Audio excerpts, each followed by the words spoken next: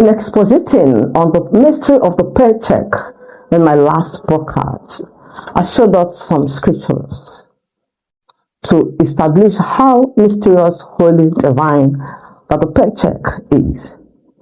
There are principles of labor that we could draw out or we can draw out from the biblical injunctions. One is respect and dignity for the laborer, of course, seen in Section 34 of the Constitution of Nigeria. Prevention of exploitation, prompt, fair, and full wage for the worker. Justice for all, no partiality, no discrimination in the workplace. Equal work for equal pay for everyone. Payment of wage on agreed upon contract, as we see in Matthew chapter 20, verse 1 to 16, Jesus emphasizing that you must pay as agreed upon. These are the principles we drew out from the Bible last week, and they're very human principles. Also last week, I told us that as oppressive as common law was, yet it mandated that it is fundamental for the employer to pay wage. It doesn't matter whether there was any written agreement or it was oral or casual. And people are wondering, why did I say that common law was oppressive? I will give you an example. It was oppressive because of the judgments that were being delivered by the courts then, and those judgments were pro-employer on anti-level. Like one says, the employer has the right to hire and fire for the most reprehensible reason. For no reason at all. Can you imagine? You know the meaning of reprehensible? Something is reprehensible when it deserves condemnation, when it deserves formal disapproval. You can imagine.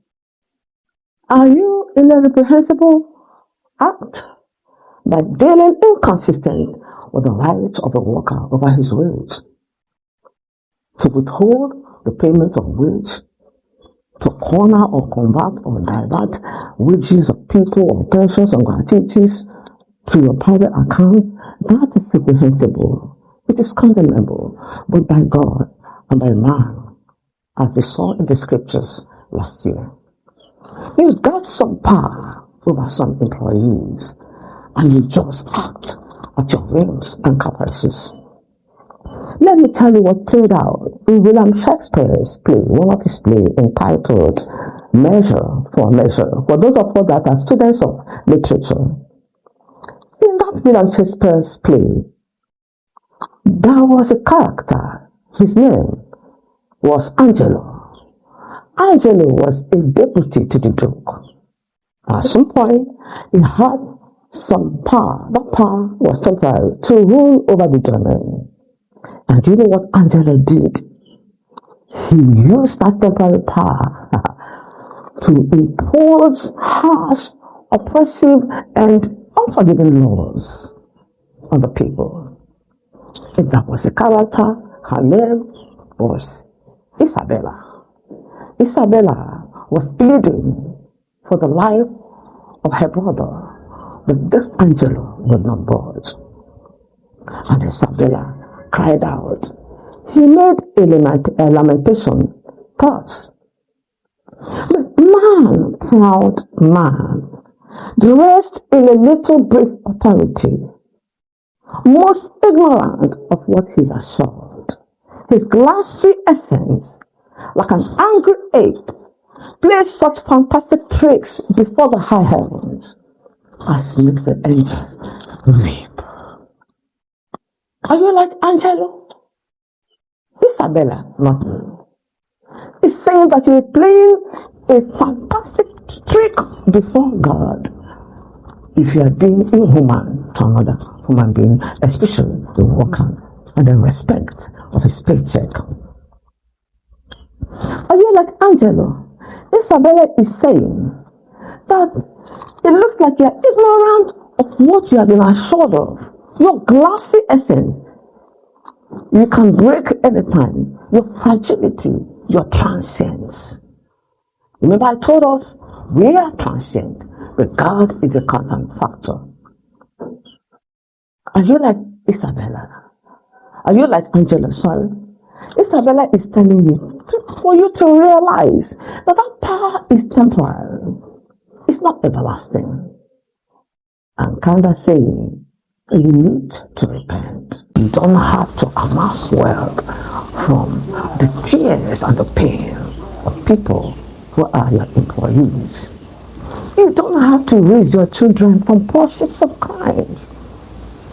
Those monies that you are depositing in your fixed deposit account that belong to the workers, and you use them to train your children, they are proceeds of crime. That is it. And I want to say, like I have maintained, that the concept of work is so critical. God values work so much. You know why? Because it is the work of a human being that will keep preserving his universe, the ecosystem of creating them. For example, we're talking about the ozone layer depletion, climate change, the need to diversify, to avoid the emission of poisonous gas from oil and gas, for example, fuel. And you have the issue of solar system. It's still the input of human beings. Why are we talking about the worker and his wage? It is because they are very fundamental. You cannot be talking about the GDP, the gross domestic product of a nation, without giving due regard to the work of the workers that gives rise to that GDP. We're talking about oil and gas politics.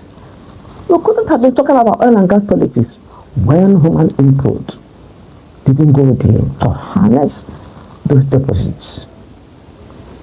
You find out that nothing can thrive without labor. Even religion cannot thrive without labor. On this note, I want to congratulate the International Labour Organization, ILO, for what they have done in their 107-year history, internationalizing the concept of labor jurisprudence, making a lot of conventions, recommendations, and of course, international best practices to boost the status of the worker. May I also commend the Nigerian government for the Constitution of the Federal Republic of Nigeria, Third Authorization Act 2010, which has given a special and exclusive jurisdiction to the National Industrial Court of Nigeria in regard to labor jurisprudence, especially with respect to application and interpretation of international labor standards, enshrined or encapsulated in Section 254C of the Constitution. For me, is a way of appreciation of the place of the workers. It's a way of thanking workers. That's a good development. But we need to do more. I also want to commend Nigeria for the National Industrial Court Act 2006. When you look at that act, it's very human. Why? Because it's a law that was enacted based on equitable principles, such that somewhere in that law, it is said that when there's a conflict between law and equity will be allowed to prevail. That's wonderful development in our country, Nigeria. But I think we have to do more in regard to enforcement and scrupulous enforcement of those constitutional provisions and their statutory provisions. We also have to check the snag posed by Section 12 of the Constitution. It's a very snag that says international laws or treaties cannot become extant or enforceable until domesticated, that is enacted into law by our National Assembly. I don't think that Section 12 should not be left to affect Section 254C of the Constitution. in spite of the way the Section 254C is couched, yet we find out that based on that, most of the wonderful, noble, laudable judgments of the Labour Court of Nigeria get set aside at the levels. And even amongst the judges in the Labour Court, we find conflicting judgments in regard to certain principles. So I think Nigeria has laws, good laws, when we have to talk about labor, we just enforce. And it becomes worse for the labor of a worker when it appears that the government or leaders are complicit in the violation of the rights of the worker. You know why? National leaders are the embodiments of the collective psyche, identity, and soul of their nations. Their actions impact on the nations and they direct the destinies of the nations. Their actions are the actions of the nations. Good attract good consequences from God. Bad, they attract bad consequences from God. I gave us an example. Ahab in the book of First Kings chapter 17 had a bad wife, Jezebel, that unduly impressed him. And he got into gross human rights violation. And Prophet Elijah could not take it and pronounced a curse on the whole nation. And for 3.5 years, there was no rainfall, there was no dew. There was national economic meltdown. So it becomes very imperative that our leaders are not complicit with this violation. They help to support the laws governing labor in Nigeria. So that when we bring thanks on the basis of national thanksgiving, God will honor our nation because we are honoring the worker. See you next time.